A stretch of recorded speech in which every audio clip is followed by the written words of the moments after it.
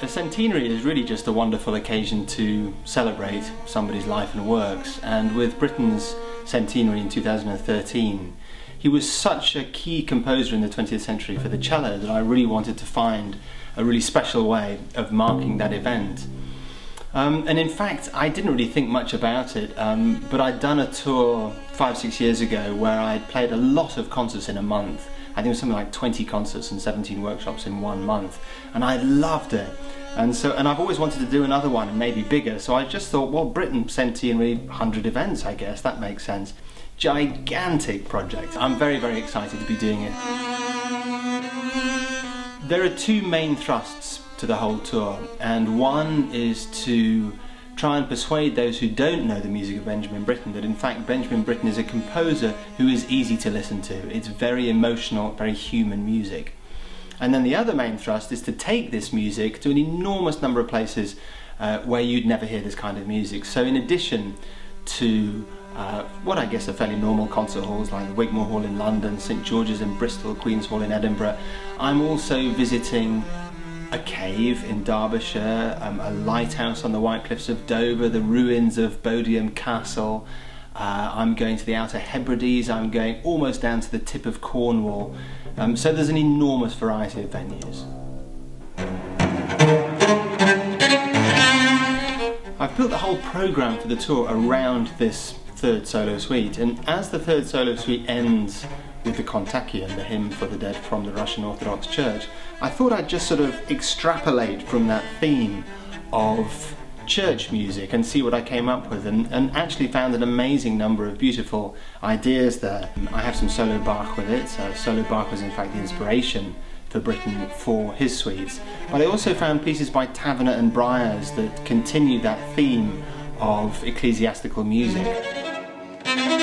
I've commissioned 3 brand new pieces to go in the programme. There's one by Dai Fujikura, a Japanese composer.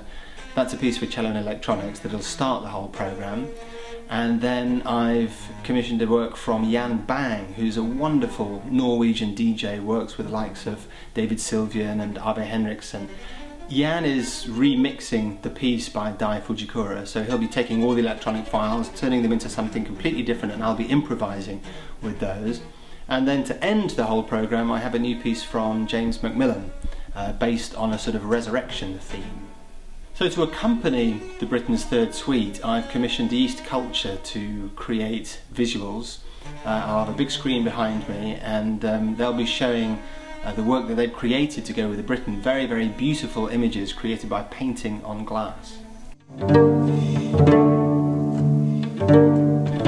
Of the 100 events, I think roughly speaking we'll have about 50 concerts and 50 educational events. Benjamin Britten was so far ahead of his time with his education and his community work.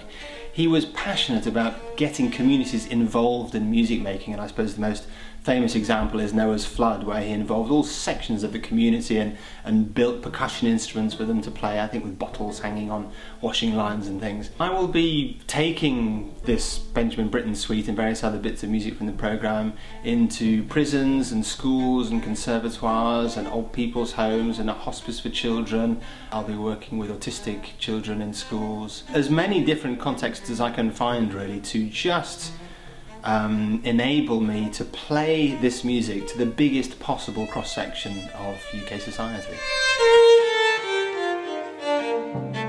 To go with the tour, there will be a CD coming out on Signum Classics, and the CD will have Britten, Taverner, some multi-tracked arrangements of Britten's songs, a little bit of Gavin Bryars, a new recording there. The multi-tracked pieces were recorded here at home, and the rest of it was recorded in Canterbury Cathedral, where the sound is absolutely magnificent.